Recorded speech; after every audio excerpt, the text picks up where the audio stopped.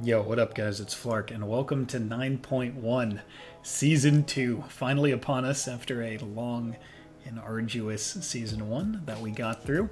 But it looks like there's a lot of healthy changes coming for us in this next season. We've got the PvE Talents rework that does a number on shifting up the meta. I mean, the meta should be entirely different, both the classes that you'll see and the comps that they'll play.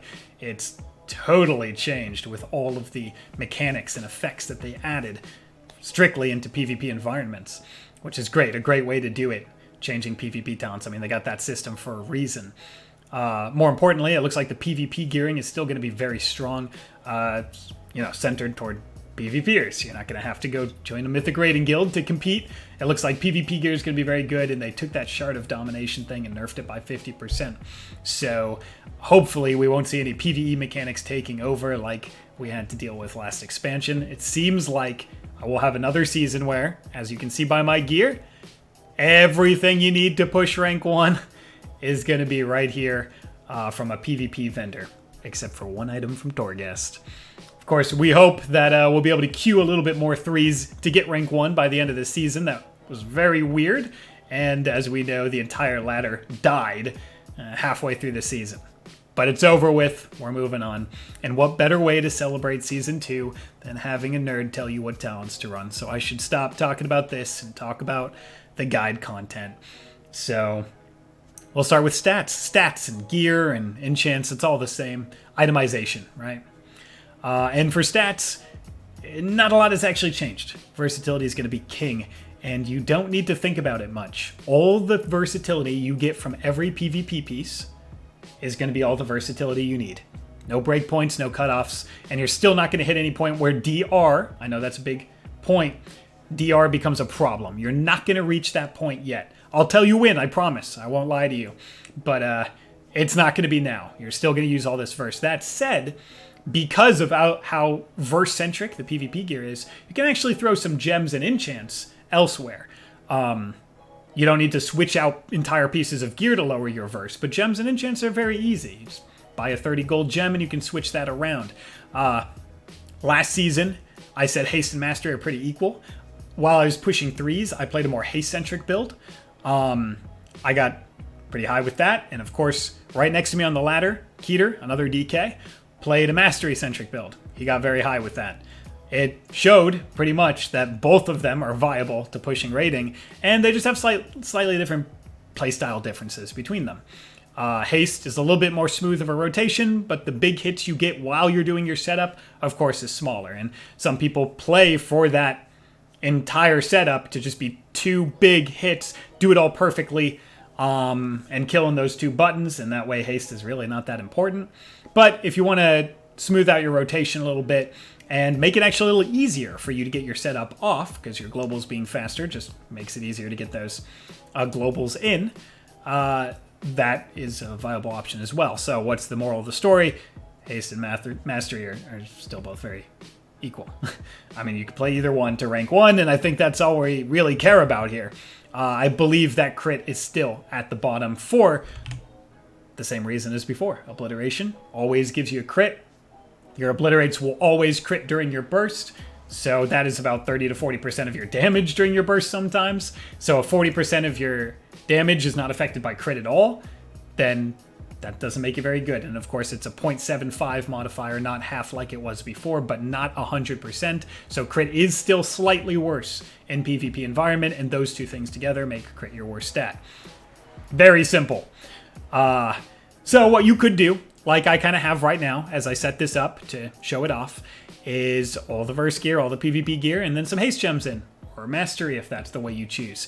Just whichever playstyle you like the better, run that and don't look back. Again, they are both very high rating viable as long as you have a lot of verse and probably not so much crit.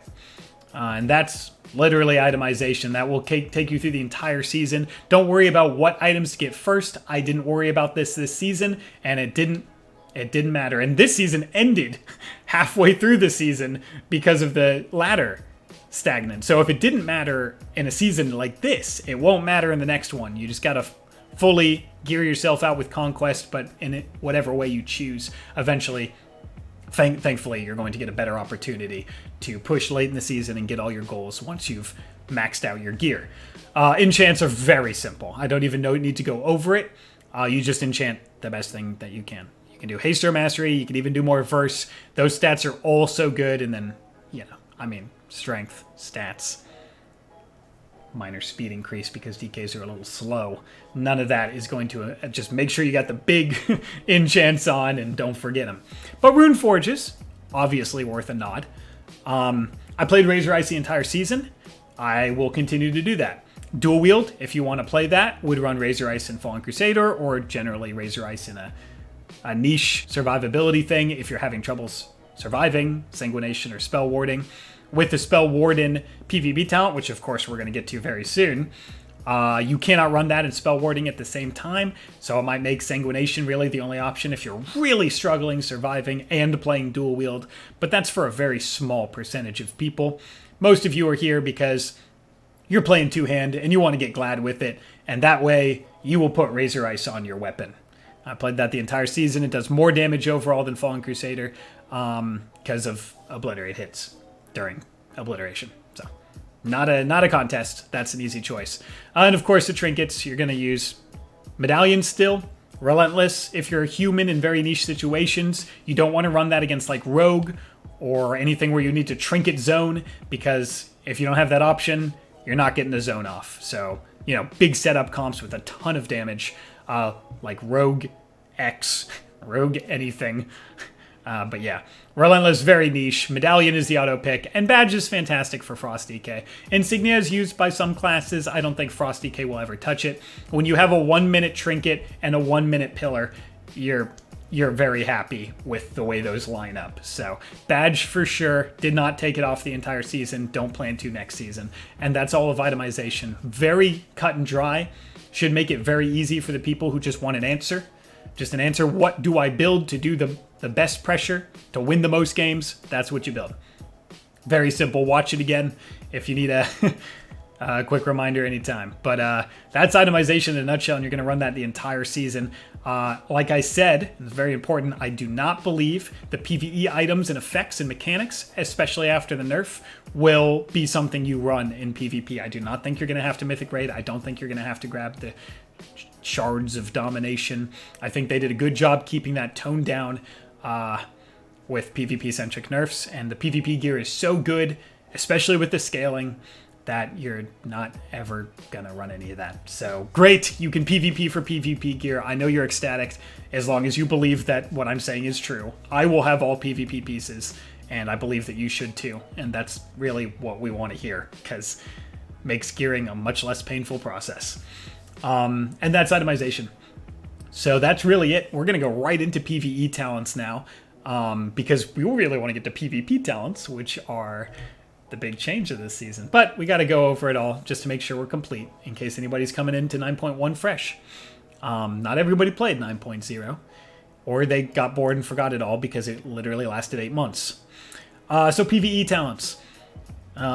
Inexorable Assault, still key. Nothing changed with Cold Heart's nerf. They did not unnerf that modifier. More on modifiers in a bit. And Icy Talons is bad for all the same reasons. It's increases your auto attack speed. It's not going to do much in a uptime required PvP environment. I've been saying that for 5 guides. I'll say it one more time. Icy Talons, still bad. Inexorable Assault is what you'll run. Murderous Efficiency is very important, and I ran it the entire season. I said Runic Attenuation gets a nod for being pretty impactful, but the problem is your pillar window is when you kill. That's it. You kill in your pillar window. I mean, Frost DK is now a setup class, effectively. It's not the sustain, just always doing damage thing that it was in WoD with dual wield and mastery stacking. It is a setup class. And if you're killing in pillar, you want to have perfect rune generation at all times during pillar, and Murderous Efficiency does just that. Because if you're consuming the killing machine effect to proc this talent, well, Obliteration always gives you killing machines during pillar. So the obvious synergy, like I've explained many times, is there, and it's very good to build for your win condition. If you want to win the game, you put as much as you can into making sure your win conditions are solid, and Murderous Efficiency does that. Blind and Asphyxiate, another toss-up talent that turned out to be not toss-up. Blinding Sleet, I never switched off of it. It's too good. It has too many modes of value. It stops them all in place on an A-bomb limb for the AoE stun next global while your partners are setting up a mind games, a dark arc, your burst cooldowns from your teammate. Of course it breaks, but it doesn't matter. When you get a few beats, a moment, a global cooldown for everybody to set up, then that Frostworms goes over all the blind, breaks the blind, but then stuns them all with all of you ready to burst. That's where the one-shot, the crazy pressure comes in. But like I said, it has multiple modes. You can use it as a peeling tool. Even if you're not going to do a go, if your healer is about to die and there's nothing he can do, you blind both DPS, blinding them off of you. And he runs away and he heals himself behind the pillar to live another day and do another go. Sometimes you have to sacrifice some of your output pressure or output CC to be able to keep your team alive. And Blinding Sleet does a fantastic job of that. It doesn't really DR with much at all, and it's 5 seconds, which is a great deal of time. Frosty K has a great go that gets people's trinkets, so if they don't, 1 minute is shorter than the cooldown of a trinket. If they don't have a trinket, you can effectively peel your partners with this spell. And of course, the slow afterwards is very impactful because it says when Blinding Sleet ends, so it doesn't have to break or anything for them to get that slow. It's just right when it ends, now they're slowed by 60%. Of course you have Chains of Ice, but that's 2 runes on both of these guys, and sometimes you're just buying for time. A 50% slow on the end of it is very powerful, and it's just baked in for free. Blind was good before it had that addition, so. The bottom line is, I've said all this before, I think it's very clear that this talent is good, but a lot of people, this was a toss-up row and ended up not being.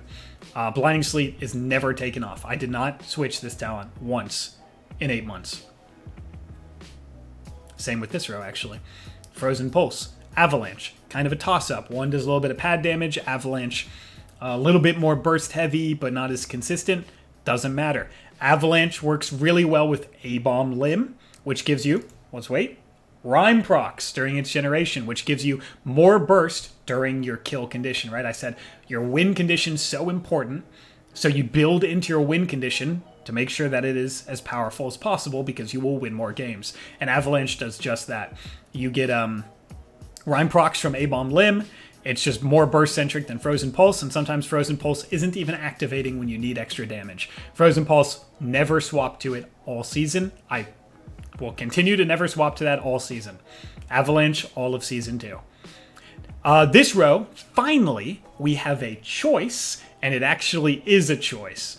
All those other rows are not choices, but this one is. Wraithwalk versus Death Pact. Permafrost is good when the meta slows down. I'm not sure we're getting to that point right now, so let's not worry about it. Let's tuck this one away for Season 3. But Wraithwalk and Death Pact, everybody asks me this a lot on stream. I actually never swapped off Death Pact either, but that doesn't mean it's not a choice, because I know a ton of people who run Wraithwalk into a ton of things, and it's smart. I just always want that panic heal because I feel like, especially doing Pillar, when I'm using Frost Strike instead of Death Strike to generate those Obliterate procs from Obliteration, sometimes I dip low, and if I have a panic heal that gets me up and allows me to keep playing aggressive during Pillar, that race to each player killing each other can sometimes be won with the DK who presses Death Pact. And I really like that toolkit. I feel like I use Death Pact well for that situation. It's like a last second, nothing left, a last gasp ability where you don't want to press Death Strike, you don't want to rotate, you don't want to kite here, you're pressing Pillar, you don't want to kite here. So instead of kiting out, you use Death Pact and you finish the kill. That said, it's very clear what Wraithwalk does for a low mobility class like DK. Root Break, very nice against Frost Mages, that will probably be much more popular this season. And the speed, we don't have a lot of speed, so it's very good. It's a 1 minute cooldown, and you can get rerouted on the Wraithwalk. Those are the personal reasons why I don't use it very often. But if I see hundreds of Frost Mage MLD, or whatever happens to be very good, this meta, like I said, is going to be extremely different. More on that in the comp videos to come. Very exciting. I will use Wraithwalk into that. So a very good toss-up talent. It's very clear which one is good in which situation. If you need mobility, pick this. If you need survivability, pick this. Fantastic. This row was also kind of toss-up, but I never swapped off Gathering Storm. I don't think... I know Mez run the Glacial Advance. and then didn't use Razor Ice build. I didn't personally like that. I felt it a little clunky. I never needed it for output. He's a fantastic player. He made it work. That's what he tends to do. I don't personally feel I like how my rotation feels with Glacial Advance, and having that be my Razor Ice generator. I feel like the on-demand pressure of always having Razor Ice during every pillar, no matter what, feels better to me. But if you run Glacial Advance, don't run Razor Ice. The real value of this is that you get Razor Ice even while not using the Runeforge. Hypothermic is like a transfusion-y kind of thing, and we lost transfusion as a PvP talent. So again, if survivability is an issue, here's another option. You count up all the times where I say if survivability is an issue, this is an option.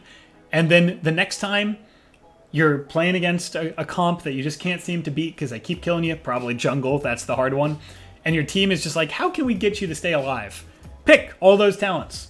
All those options I said, just pick them and try it.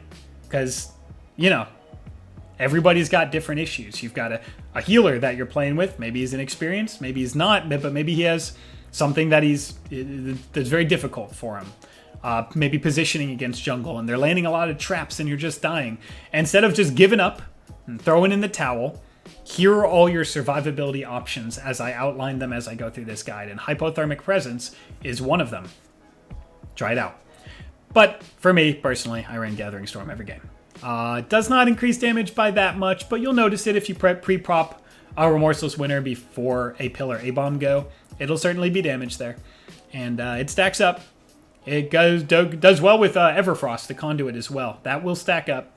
The last couple of ticks of your Remorseless Winter will be hitting for non-negligible amounts to everybody, passively. So, not bad.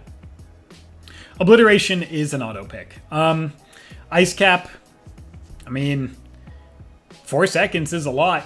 So that would have been good if not for all the burst changes to Killing Machine. If we get a slower meta, maybe Ice Cap will see some value, but I'm not even going to talk about it anymore because that's taking away from how dominant Obliteration is. It is a playstyle and rotation defining talent. It is what gives Frosty K the single target oomph that it has at all. Breath got a PvP modifier change. Do not switch to this talent. If this was BFA Season 4 and Killing Machine pretty much did nothing because Obliterate was 3% of your damage in PvP, then sure. This unnerfing of Breath a little bit, and plus the runes it generates, would be something people would mess around with, especially with all the mastery percent stuff that we had at the end of BFA. I'm probably giving people bad memories, so I'm going to stop talking about that corrupted season.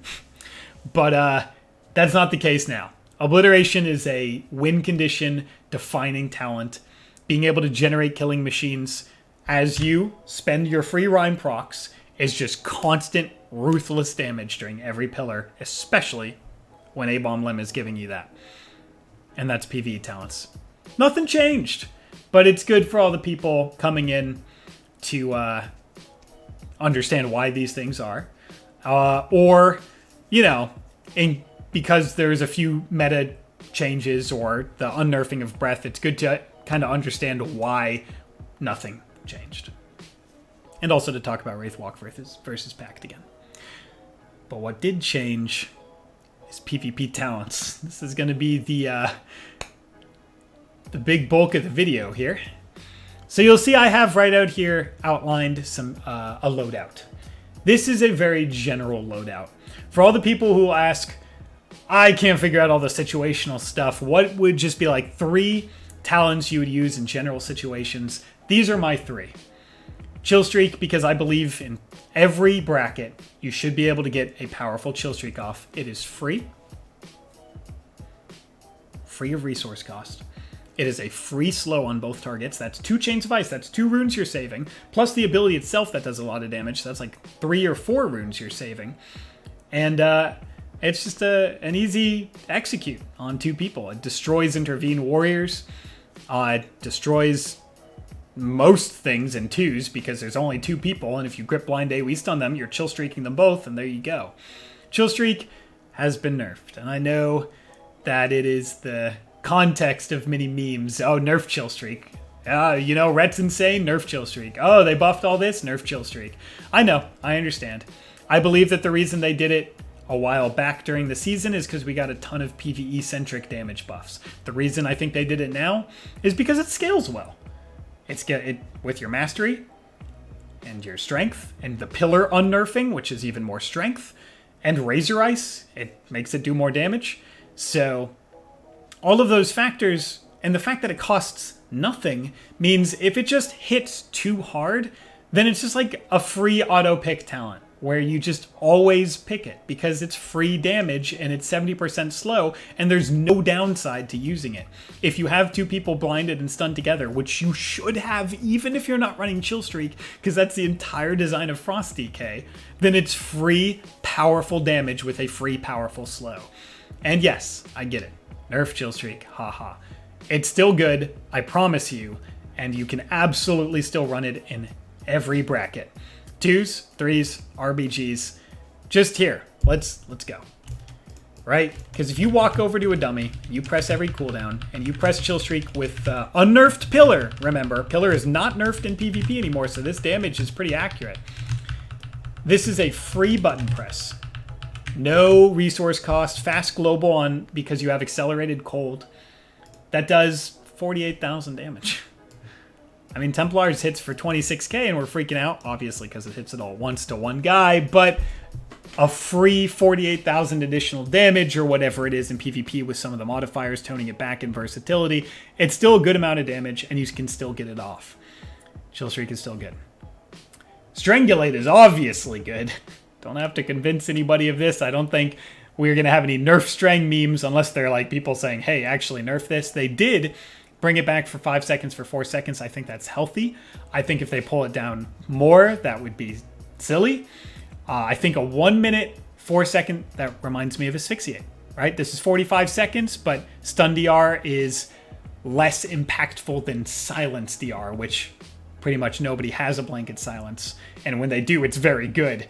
It's a short range, so it does really work out of an A-Bomb Limb or Grip Blind Stun go, because they're in close. You can grip the healer in, blind stun, Chill Streak if you're running that. You won't run it into everything.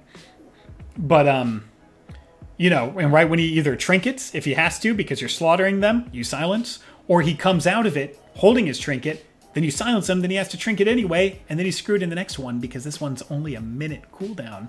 So you can grip blind, use a stun from your partner, and then silence out of that. And guess what? He won't have a trinket for the stun or the silence. So now you've got 9 seconds of hard CC if you're playing with a monk, or 8 seconds if it's a DH, or, you know, something similar, that they have no trinket for. And that is really, really terrifying. So giving Frost DK Strangulate as a here you go, a gift, because we lost Heartstop Aura, which was so incredibly impactful, and our Chill Streak got nerfed by 10%. That was nice from them. That is extremely impactful for a setup spec like Frost, having another different DR hard CC. It's going to make every setup twice as impactful CC-wise, and that's incredible. So you will run this in 3s effectively every game, with these two talents being the ones you will probably be able to swap off. But Strang, amazing option. 2s, of course, it's still extremely valuable. RBGs, probably less so. It can be dispelled, and there's multiple healers in RBGs, unlike 2s and 3s. And also, it's just 1 CC instead of a big aura change like PvP talents we'll talk about soon. But Strang on the end of every go. Don't use it to set up a go. Use it after every blind stun, because that means your damage is already coming, which means they're already panicking, and that's when the silence is best. Don't just throw it out and then grip them in and stun them after the silence ends. That makes no sense. Stun, silence, win. Congratulations, Frost DK. Bitter Chill also got a little nerf. 12% maybe was a little excessive, especially since you're going to be chaining everybody already, so it's just a free 12% with just 1 PvP talent requirement.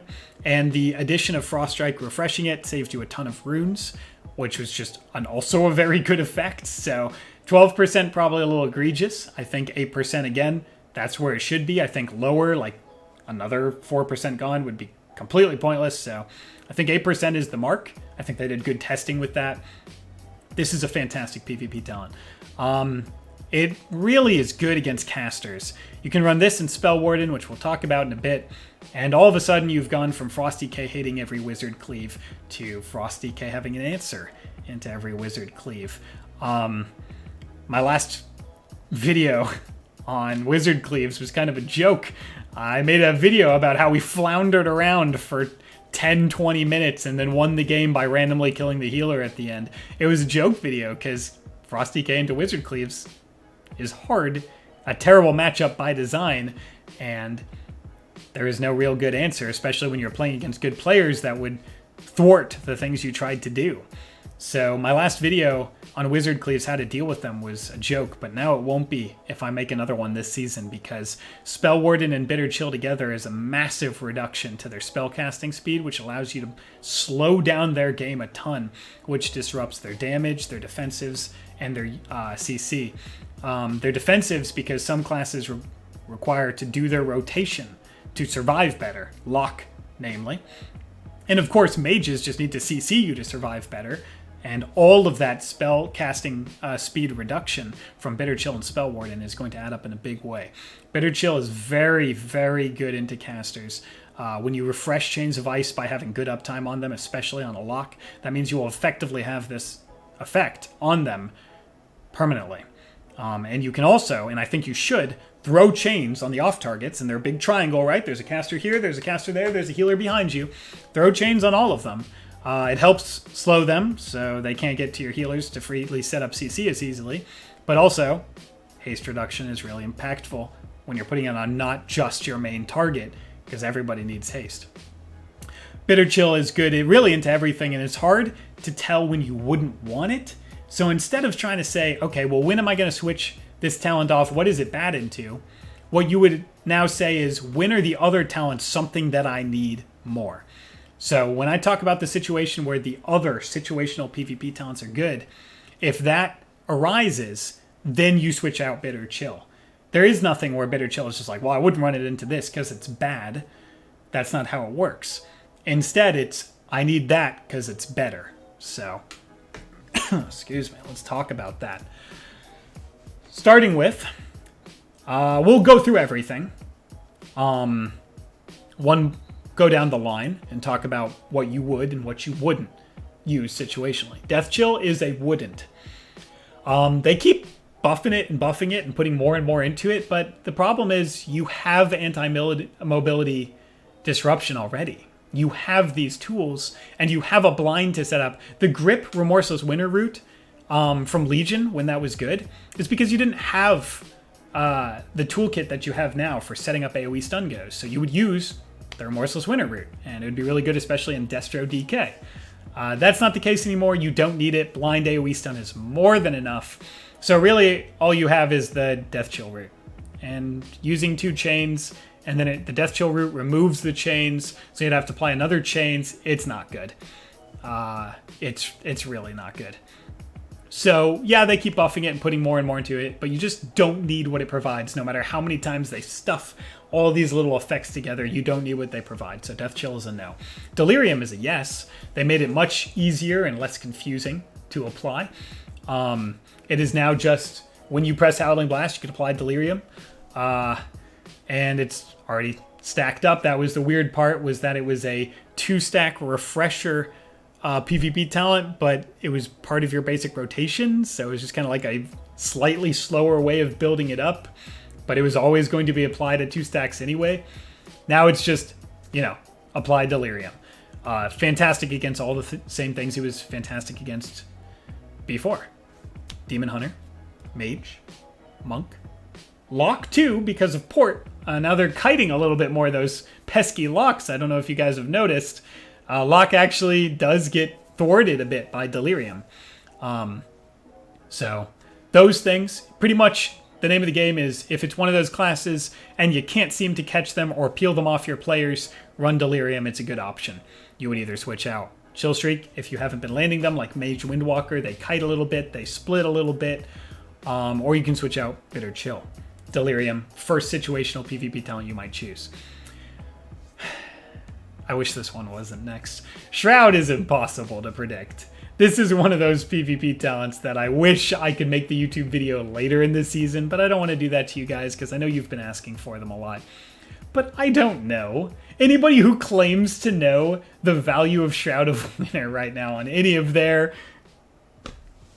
There's no way. There's no way to predict this PvP talent. It is good, potentially, into anything. I mean, it shortens the range of grip. So it makes it easier for your healer to stay out of go range for fellow DKs. It makes it harder to land a poly.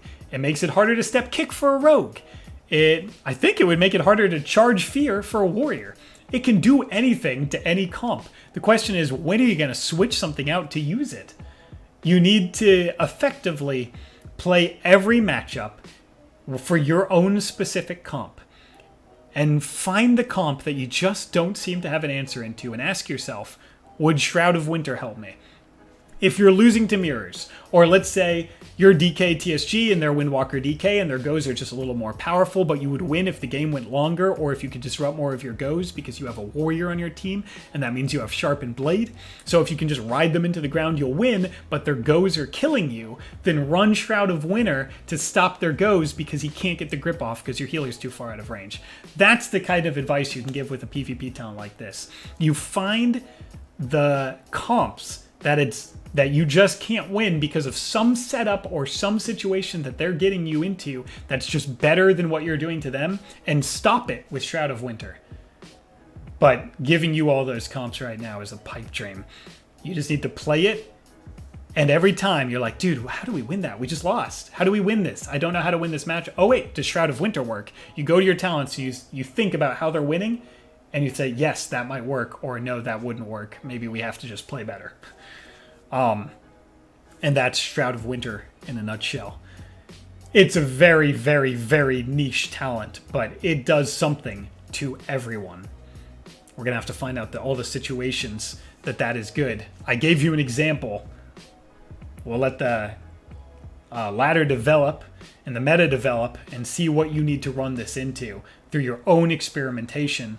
Or you can come to my stream and see if I figured out anything halfway through the season or a couple weeks into the season, really. Because I'll be spam queuing threes. Dark Sim is that beautiful niche PvP talent that you'll never pick, but man, it's really cool.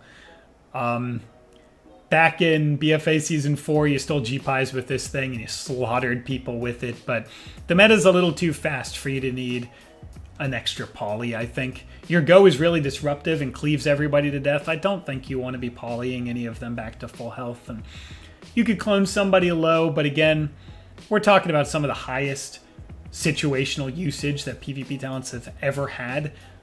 I don't think you'll ever fit Dark Simulacrum into your toolkit because you're always going to have something that's just a better option of the same thing.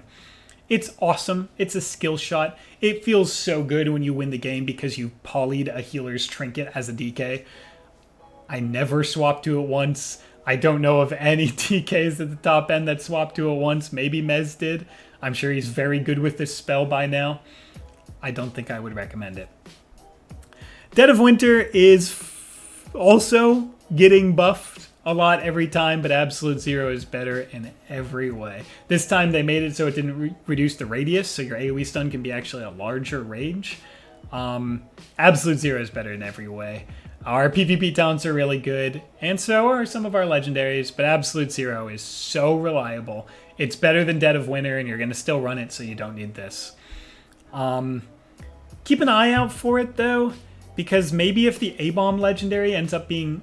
I'll make that as a point. If the A-Bomb legendary ends up being insane, especially for DK, where you get... or Frost DK, rather, where you grip them in a lot more, and that's very good because you're cleaving so hard, and it helps you continue that finishing blow, especially during like a silence. They're silenced and getting gripped in.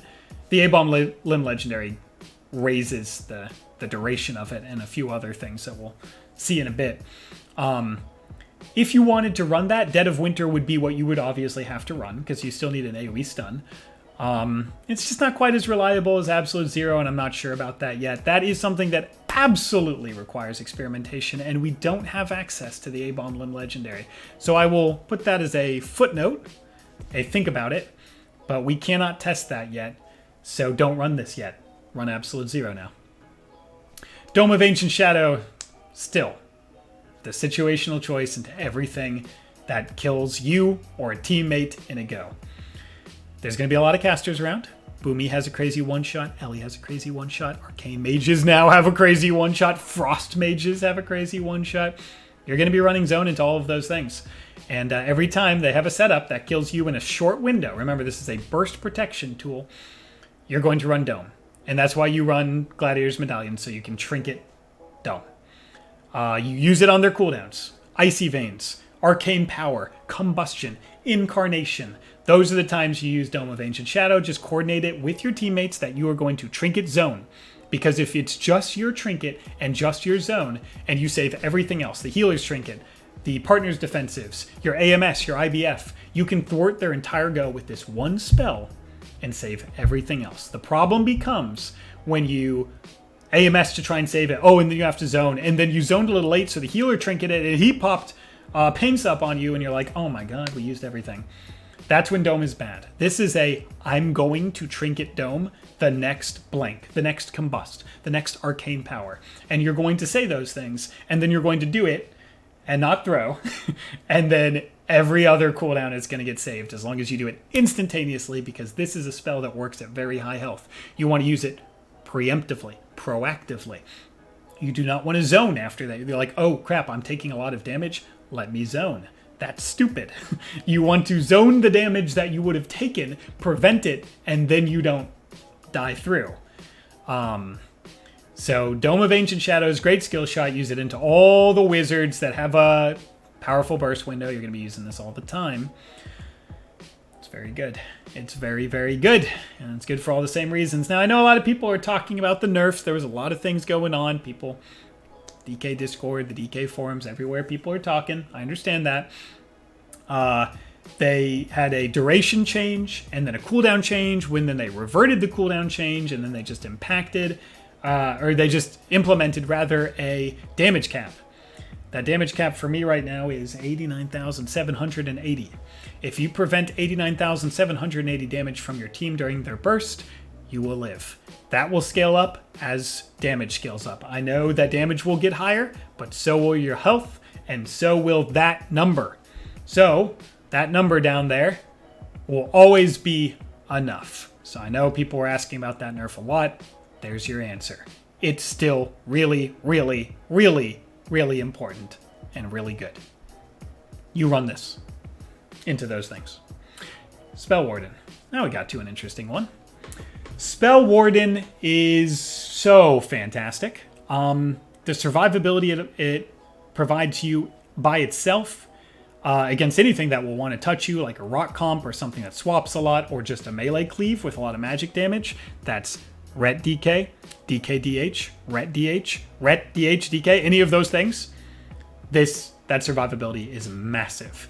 And you would run this most of the time into mirrors, I believe. If we can free up a talent slot for it, you would either drop Bitter Chill or Chill Streak, and I think you can drop Bitter Chill for Spell Warden. You become cleave proof and swap proof to a lot of things, because the survivability it gives you is massive. And remember, Spell Warding the Runeforge gives you a shield, which is doubled by this PvP talent, deflection of spell damage, which is doubled, and then the final effect, spell cast reduction, which makes it a no-brainer into every wizard.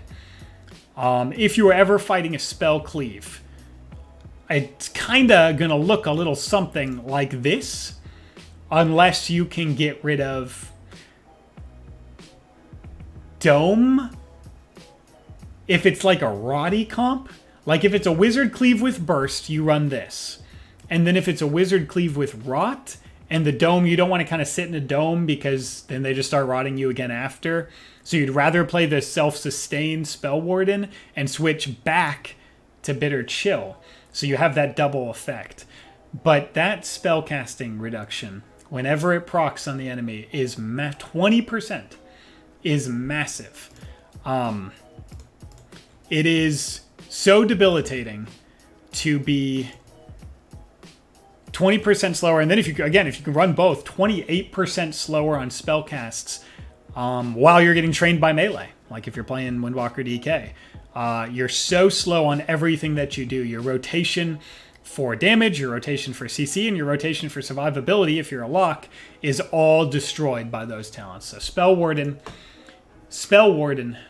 is an auto pick whenever you can fit it in to any comp that cleaves you with any magic damage, any rock comp, any spell cleave. Now you're starting to see why this is going to be an interesting PvP season, because I've talked about now 3 general use PvP talents that are all amazing, and then 5-ish situational PvP talents that are all really impactful. Well, that's 8, and 8 is more than 3 slots. We're going to be doing a lot of customization, choices, and changes based on the comp that we're queuing and the comps that we're queuing into, and that is going to be really fun. You're just going to have to really get intimate with the comp that you play and the comps that you play against, and understand what's causing you problems, what your weaknesses are, what your win conditions are, and play around that. I'm trying to give you every tool to understand those things right now in this part of the video. It's a hard video to make. It's a lot of great choices we'll be making all season. Death's Echo is the ultimate utility answer. It's all baked into one. Death's Echo will have an interesting part in the Night Fae portion of the Unholy video. Spoilers. But for Frost, we're never really going to get much use out of the D&D. Night Fae, not quite as good for us. Spoilers again. It's 2 tries at getting people out of stealth and 2 stops on a drink. But really, DA and Death Grip are the reason. It's hard to tell. This is another time where you could use this, but my god, you're going to have to find something that you just can't win. Like maybe you need to double grip Hunter to stop traps, or Mage to stop polys. Double DA and double Death Grip, those are very impactful things, but finding the situation where we can run this is just as hard as Shroud of Winter. It's just as hard. We've tried everything, and we're all out of ideas. Does Death's Echo do anything? It's one of those things where you're struggling to beat a comp, so you ask yourself, does Shroud of Winter do anything? Okay, no. But wait, does Death's Echo do anything? Maybe. That's the only thing I can think of. It's so niche, and that's what they did with the PvP talent redesign. Instead of making 3 auto pick talents and 6 ones that you're like, why does this even exist? You have good PvP talents, and you're going to have options for those situations where you go, how do I beat this comp? But it also makes my job a little difficult, because if I could sit here and tell you what on earth you're going to be running Death's Echo into all the time, I would be some sort of prophet. I've done some decent predictions, but this one is not possible. Death's Echo requires personal experimentation with the comp that you personally play, and the comps that you personally play against at whatever MMR you're queuing. So, very interesting utility PvP talent. More on that in the Unholy video. And that's our PvP talent options. So what did you learn? You learned a loadout for just, I don't want to think about all that. Just give me 3 things that will work. There you go. There they are. 3 things that will work. They will. These will work in a lot of situations. But if you do care about that, you learned a lot of situational choices that you will make into the comps that they are clearly and utterly powerful into. And that's our PvP redesign for Frost. Pretty exciting, actually. And that's why we're all hype about the new season. But let's go on a little bit further here to clean up this guide, finish it off with Covenants, Conduits, and Legendaries. Covenants! This guy. Necrolord. Nope, no Night Fae memes for us this season. No, Kyrion's still not good enough. Being able to have the one button that sets up goes, that gives you rhyme procs for absurd damage and scales or synergizes perfectly with obliteration, and that can peel an entire team and disrupt an entire team with one global. Yeah, you're gonna run that as Frost DK. Yeah, you're gonna run that. Yep, that's good. Yeah, it's one button on a 2-minute cooldown to completely change the course of a game. You can go from a losing situation to a win. It peels everybody off them. You're going to blind stun out of it. You're completely thwarting whatever they have going on and changing all the momentum and pressure onto you. Just the fact that it does all that is enough, but the rhyme procs it generates having perfect synergy with obliteration is the final straw. You just can't swap off Necrolord, because when you generate killing machines, you're effectively making your entire burst resource cost guaranteed. You will always, during a bomb limb and pillar, you will always have the resources you need to do as much damage as your class can provide, and that means that mechanic to try and like slow down your pressure with resource being a thing at all is completely negated. You will do maximum damage during your burst window, and a bomb limb guarantees that. So we're running Necrolord. There you go. Questions answered about Covenants. Yes, Frost DK is running Necrolord. If you want to push, this is the answer. If you're sick of it for some reason, you can try Night Fae and Kyrian, but they are so far behind that I'm not adding footnotes about them in this guide. I'm sorry. Night Fae has Obliterate Cleave and Kyrian has Owls. That's what you got. Have fun with them. Necrolord is best. For Conduits, this is some good stuff. Insatiable Appetite with the Deathstrike reversion and the nerf. Both of those things together give you a really big sustained heal jump from last season. This is going to be higher item level, the Conduit is, and of course the reversion, and it all adds up, it stacks up, and you might have like 10% minimum healing death strikes. So Insatiable Appetite, fantastic endurance. You know, notice I don't have it in right now because I'm going to put it right there. But we're getting there very soon, I'm sure. And that's where Insatiable Appetite is going to go. So Insatiable Appetite, extremely good. That's an auto pick. The other auto pick for Endurance is Hardened Bones. Just having a little bit of a wall on Lichborn, it's just an extra wall that you have. If you need to use Lichborn to get out of a fear, that means you're playing against a class with fears, which generally is either a warrior, which cleaves, or a shadow priest with rot, and then an Aflock with rot, or a Destro with cleave, infernal, double coil, and double bolts. So having a wall on getting out of those fear is absolutely totally fine. So Hardened Bones, very good. Insatiable Appetite, very good. Reinforced Shell is also extremely good. You only ever use this, though, if you have 3 Endurance. If you need to fill up 3 Endurance slots. Otherwise, you're just going to use Insatiable and Hardened. Potency, also very easy for us. Accelerated Cold is an auto pick. You will never swap off this. And the other choices you can have are Unleashed Frenzy, which I actually came around to during the season. I realized that a little bit of extra strength just kind of bumps everything up. With the Pillar unnerfed, that's even more strength. And it just piles on extra modifiers into your go, which just adds as much modifiers into one-shotting during that burst setup as you can. And of course, Everfrost. You can see I have 2 paths picked out here. Either I'll have Everfrost and Unleashed Frenzy, or the Emony Fear, which is very good, and Unleashed Frenzy. But yeah, those are the 3 potency conduits. I don't think we have to talk much about them. Accelerated Cold, Everfrost, and Unleashed Frenzy. Nothing else you would really need to run. Accelerated Cold is the auto pick. Put that in first always. That is so good. That's the auto pick. And then Finesse. I love Shield Resistance because IBF is a stun break as well as damage reduct. So really, really good to have that up as much as possible. Every time you press it on a kidney shot, it kind of stops the go, because while the wall is not enough to prevent all their damage, being out of the stun absolutely is, because then you can disrupt their go. So having IBF faster is always good. Even when the meta is fast, this is good, because if the game lasts the 2 minutes and 30 seconds you need it to have 2 charges of this, or 2 minutes and 30 seconds after the first one, rather, then you've already gotten tremendous value out of this. And the other Finesse, not that powerful. I like messing around with Fleeting Wind.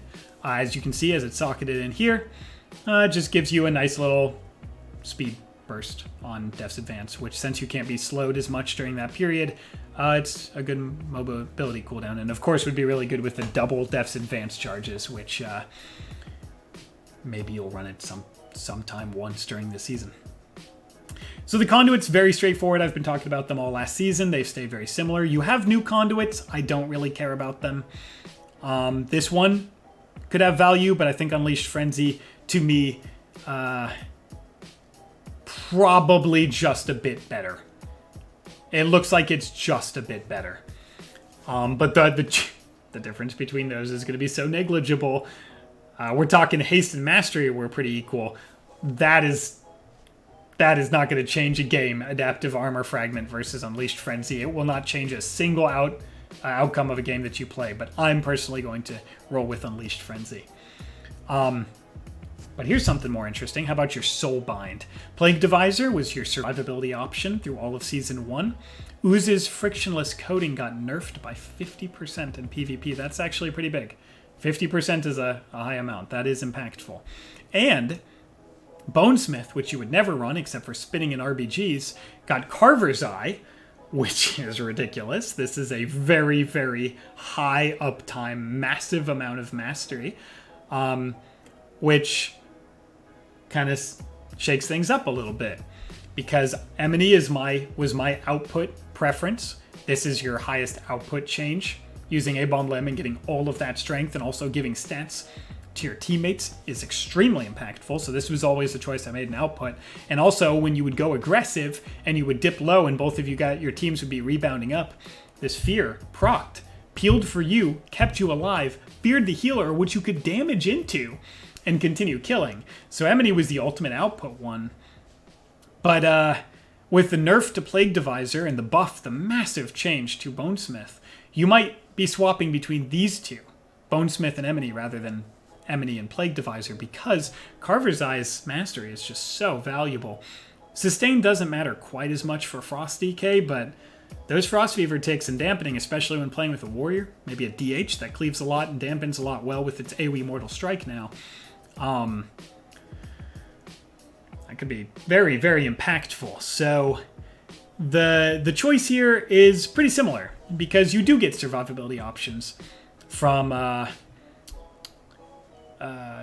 you get armor from Forgeborn, and then of course you get the form, but I don't think you're ever winning any games off of that. You do have some decent survivability options, like the fact that you would probably run triple endurance, but it's just tough. It's tough to explain which situation you would use either, because before you had Plague Divisor for survivability and Emini for output. And you could still run Plague Divisor for survivability, especially with this Oozling that grants an Absorb Shield. We can still use Plague Divisor as the survivability Soulbind path. The nerf hurts, but it's still there. But distinguishing between Emini's and Bonesmith's use case is really hard, because they're both kind of output oriented. So if you want sustained output, you would probably run Bonesmith. Or if you just want your A-Bomb Limgo to be as impactful as possible, you would probably run Emini. As to when you would change these things, I think Windwalker DK is such an all-in, go, win the game in this sweep kind of comp. You would play Emini. And then DH or TSG, DH, DK, or TSG, the sustained pressure can healers a lot faster from Carver's Eye. So that is it's tough. It's a tough call. But my prediction for the entirety of Season 2 is you have these Soulbinds. Emini is probably my RBG option. Emini is for A-Bomb Limgos when that is your win condition at all times. Windwalker DK, one-shot oriented comps. Bonesmith is when you want to just pressure somebody into submission, run them out of mana, maybe DHDK, maybe a good TSG with Venthyr. And then Plague Divisor, again, like I said earlier in the guide, when you're having survivability issues, Plague Divisor is there. So you have all of these options for when you're having survivability issues, and Plague Divisor, once again, another one. And that's all your Covenant stuff. Which leads us to Legendaries, Absolute Zero. Okay, we're done. Let's move on. No, but yeah, really it is like that. as I mentioned in the beginning of... I actually mentioned it 3 months, I think, before the season started. Absolute Zero would be a comp-defining auto pick for every player in the game. For 8 months, it was a comp-defining auto pick for every player in the game. In RBGs, it is a class-defining tool where I'm sure if you guys have played this, you can stun an entire row of on Eots or Gilneas of 7 to 10 people. This is the most aggressive, on-demand, consistent option that FrostDK has ever had for setups. It is so consistent. It's so reliable. It works. It is a stun that has a great range and radius, that goes in a great distance in the exact way that you need it to go, in the exact way you need it to react. It is a very reliable... How many times have you guys stunned the 2 people that you grip together and then a third behind a pillar by aiming it properly? How many times has that happened to you? Tell me in the comments below. How many times have you got 2 people together with A-bomb limb, but you lined those 2 people up on the third and shot through all of them and stunned their whole team? I'm sure that has happened to one of you guys. Tell me in the comments that that happened to you. I bet it did. This is a comp class spec defining legendary, and no, you're not going to stop running it for any reason. The only thing I want to try is that A-bomb limb legendary, which we don't have unlocked until higher renown, and like I said, we would talk about it. Here it is. It gives you 4 more seconds of your beautiful Covenant ability, which is so good, and you get more rhymes, and it gives you increased damage taken, and of course that's good. Of course it's good, and that's why I said earlier in the guide this would be the only thing we would talk about for legendaries, and I would talk about it. Of course that's good. Your A-bomb limb go is so impactful. Of course you want to do 10% more damage during A-bomb limb. Of course you want it to last longer, which means the 10% more damage lasts longer as well. And of course you want more rhyme procs, which generate killing machine procs during pillar, which was unnerfed and now your pillar is stronger. So when this legendary comes out at 48 renown, I will be crafting it immediately. And I will be trying it immediately. And I will have to run Dead of Winter, which I hate, but I will have to run it because I will need an AoE stun. But if all of those things together are impactful enough to make it a viable option over Absolute Zero, I will know this first day I try it. So I will be trying that for you guys. Just keep your eyes open and your brain sharp for A-bomb's Frenzy. Nothing else matters. Nothing else is even close to what either of those could do. But for now, we're all going to stick with our arm guards of Absolute Zero. And that's FrostDK in a nutshell. Generally, at the end of this, I would talk about comps a little bit, just which ones I thought would be good. But I'm so excited for the comp diversity that I think both DK specs, well, in all classes, will have this season. I decided to make those into 2 separate videos, a Frost comp video and an Holy comp video. So you guys have 4 big videos coming out this season. And that way I can really give that the time it deserves for each comp to see like what new comps will arise from all these crazy meta shifts in PvP talents. So that would really be your 9.1 overview for FrostDK. It's going to be a hell of a season. I hope that the PvP talent section got you guys all excited. Everything else was pretty standard, just a, an affirmation that that's what you're going to be running, and that your Covenant, you don't have to swap it, and that your Legendary, you've crafted the right one, and a couple things to look out for. But that will do it. So I hope you guys have a lot of fun with Frost this season. I hope you guys check out the Unholy video, and of course the comp video is coming out. And, here's to another good one. All right, peace.